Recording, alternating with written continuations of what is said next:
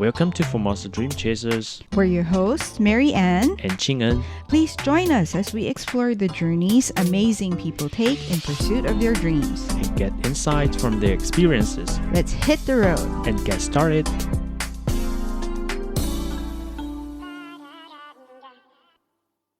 Hello and welcome to the show.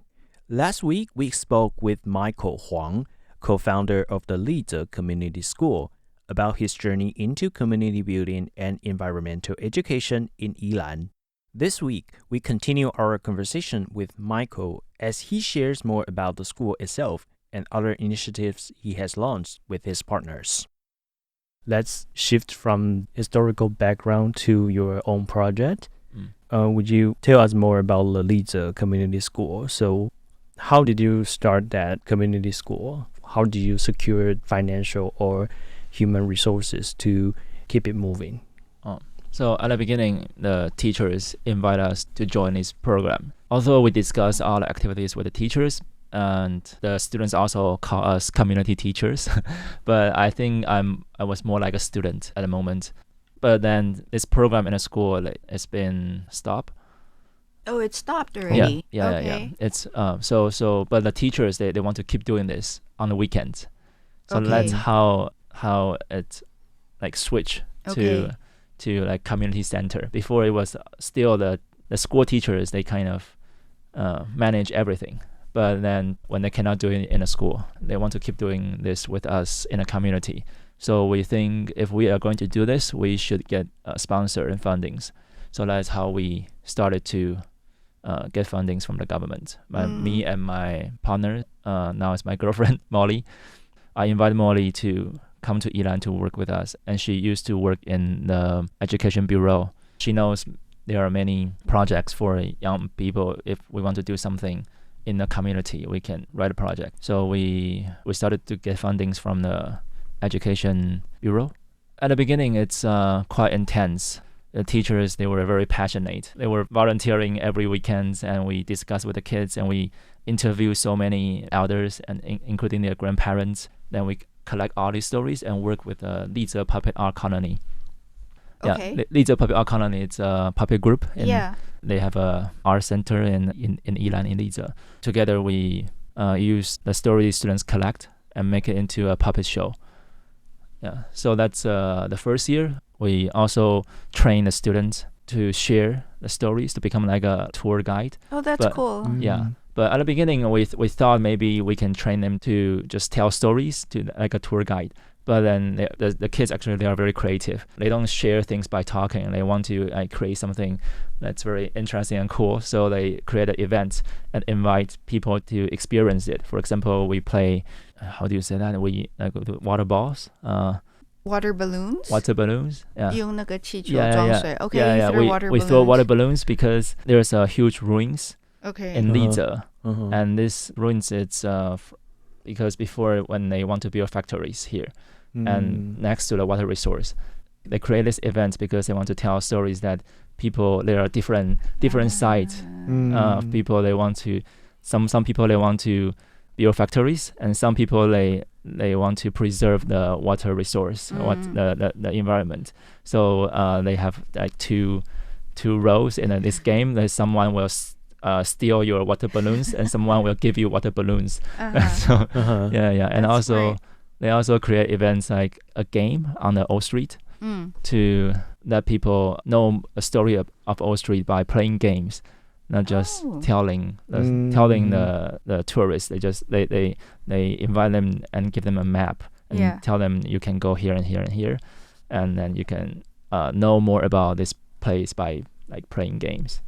Oh, that's so cool. Yeah. And so I love creative. I love the fact that it's also the kids themselves that came up with this idea. Yeah. That's lovely. Yeah. Yeah. But this requires a lot of interactions and guidance. Is this mainly done in Mandarin or English? Mandarin. Oh, it's in Mandarin. I just wanted to double check, because if it was in English, I would sign up and like would love to try that. So was that still open to tourists or anybody who wants to know more about Lizhe?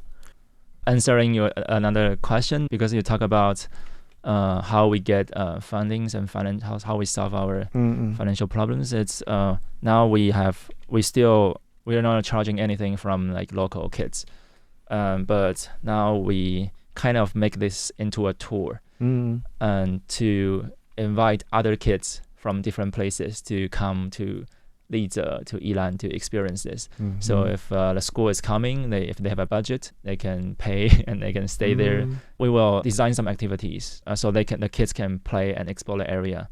And all these activities is we develop with our kids, local kids, because they know more. They are very creative. So together when we play, and then we make all these activities and games into like a tour.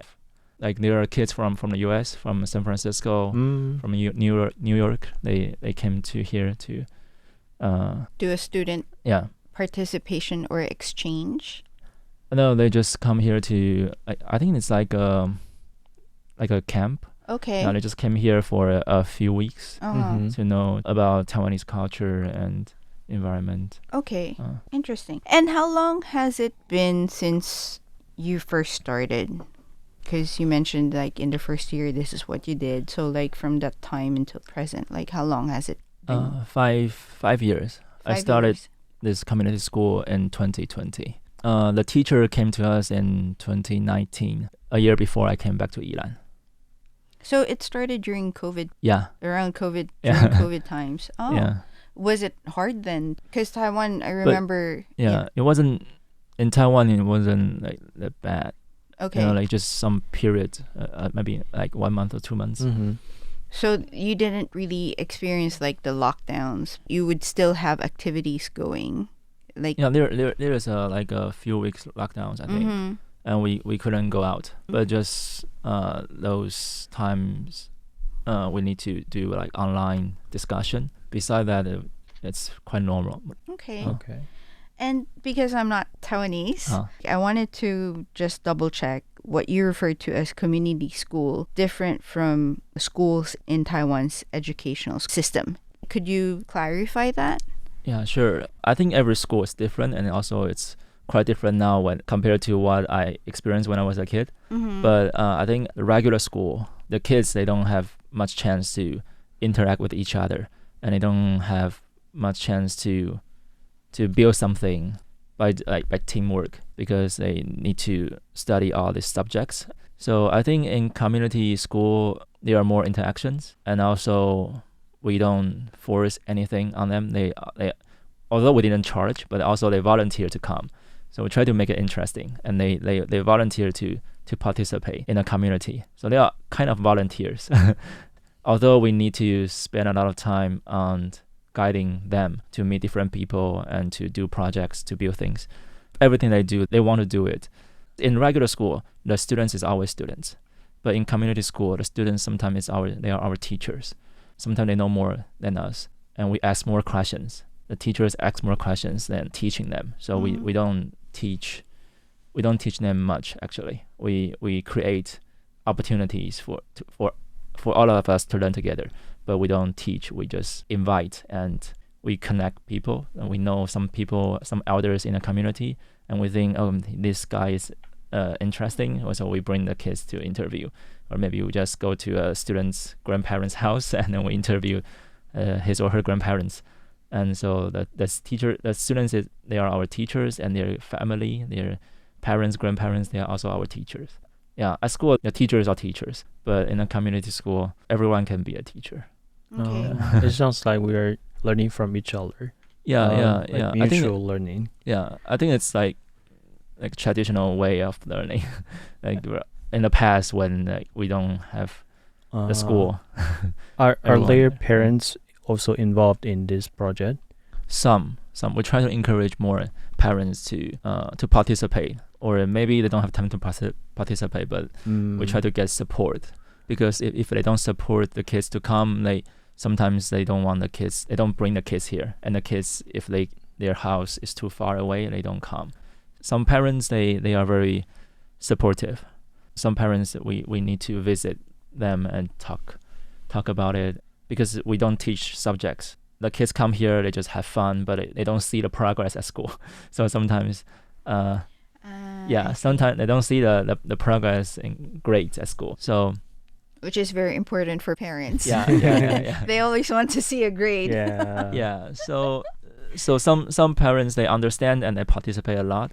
Yeah. They even help us being the like driving when we need to go somewhere farther. They drive for us. But some parents, they are still skeptical. Yeah. But because everything is free, so they don't lose. Yeah, they don't lose, and they just, we try to explain, because if the kids come to our place, they don't stay at home and play on their phone. I think that's a big benefit. Yeah. Because all the parents, they worry about kids always playing on their phone.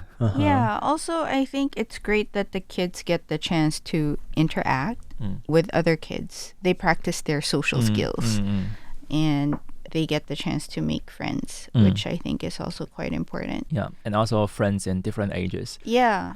I like the fact that they get to interact with the older generation as well, because they can learn from them and listen to, like you said, the stories of what they were doing. Since you mentioned that some parents would not participate in this project, you have to visit them and kind of persuade them to bring their kids to the community school. Yeah. So I wonder, what are other challenges you face, or some of the challenges you faced throughout this whole process? Or what are the challenges that you are dealing with now? Well, actually, that's a bit. The one you mentioned is the biggest challenge, because at the beginning was a lot easier, because the teachers bring the whole class to us, to the community. It become like a community center. We organize everything, so it's not a school program anymore. Sorry, why did the school stop that activity? Would you know? Yeah, it's school politics. Okay. Okay. There are not only a few teachers in the school. There are many teachers, and some teachers, they think this program is more important. Some teachers think the other program is more important. I see. Okay, that answered it. Yeah. Okay. So besides financial problems, we need to communicate with many people, and the kids. We need to encourage the kids, and we need to talk to parents, because the parents don't know who we are. One time we forgot to inform the parents, and the parents called the principal, say, who is this guy who take my daughters to their house, and they thought I kidnapped their daughter. So but the principal, she know us, so she explained for us, fortunately. And so we realized if we want to do this, keep doing this outside of school, we need to communicate with the parents. We need to build this connection, and the parents need to understand what their kids are doing here. So the challenge, it's always been, of course, lack of resources, lack of fundings, and lack of volunteers. It's not like we need like many people, but we need people who can participate continuously. Who are dedicated to to pushing and promoting this. Okay. Yeah. Like we have volunteers sometimes, once in a while. But training volunteers is another effort. And then I would assume, because people are volunteers, some may not stay very long, and so you have to retrain new people. Yeah, and our kids, they grew up and then they go out to study. The oldest kids now, it's in college, and they went to different places around Taiwan. Right. So we need to keep finding new resources and new people coming, because not many young people in Yilan who are interested in this, and also the funding is also not enough to support our partners. So everyone, it's part-time, doing part-time. Okay. As a community worker, you write proposal to the government to secure some financial support. Besides that, what do you do for living? Well, sometimes, like I said, some schools, they want to, they visit our place to know what we are doing. So we become like, because we have been doing this for a while, for 5 years. So we are on the news and on different media, and so there are more and more people know what we are doing. So some schools invite me to become the speaker, and some schools, they just bring the whole class to Lize, and that's also one of our funding resource. Yeah, maybe that's all. And I have some other like small jobs. Now we have a association. We have a like after school program in a community, and we get like also funding. It's like different fundings from different departments, but basically it's all heavily rely on the fundings from the government. Sometimes it's difficult. We thought about maybe we should make it like a company. But if we started charging and we start making this like a business, and we will have most kids from Taipei from different area, but we still want to spend more time on the local kids. Yeah. Also we think that's more sustainable, because if the kids just visit here for 1 day or 2 days, and they left. So they maybe they have a good experience, but what we really want to do is we have sustainable like relationships. You want to build connections. Yeah. And also the community, the sense of the community and confidence, and also environmental awareness. Aside from this community school project, I hear that you also have other initiatives that followed. Could you share more about them? Like Chingen mentioned, free shop, and also like the sampan, the building project effort. Yeah. Free shop is actually the first project I did in Yilan. At the moment I moved some of my stuff back to Yilan. So but there are many things I don't use daily. There are many things just in my room. So I think why should I move all these things from Hualien to Yilan? If I'm going to move again in the future, I need to move all those stuff. So I put all these things on the table, and I started a fan page and invite everyone to come. If you need those things, you just take it. You don't need to exchange. And the idea of free shop, I got this idea from my friend. He's promoting free shop, free market around Taiwan. I thought, okay, maybe I can do the same.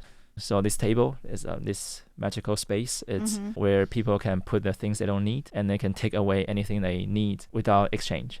So it's really free. Yeah, it's truly free. Okay. And so, but important thing is we need to put things that people really need or want. We cannot just put trash. But when I start inviting people to put more things on the table, I realize that people don't have the same idea. And some people, they think, oh, this is a place I can throw my things away. So they started to bring like a whole box or many things. But there are still some like good people. They select carefully, and we need to keep educating people. This is not. It's not a recycling. Like a recycling center where you can throw away things.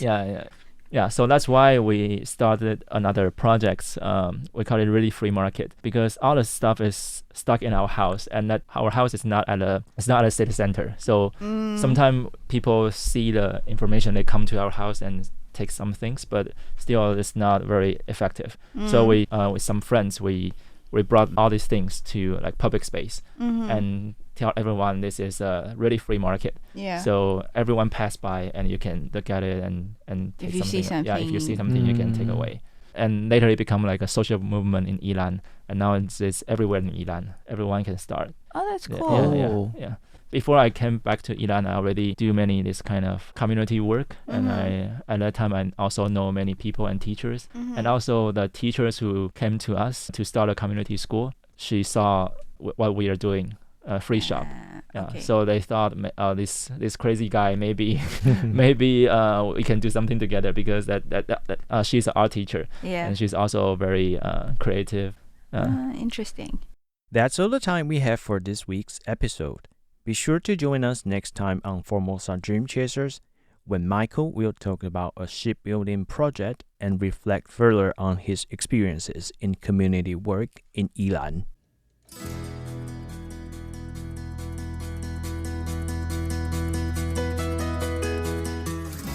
This is Ching and Cho and Mary Ann Shoko. See you guys next week. Bye.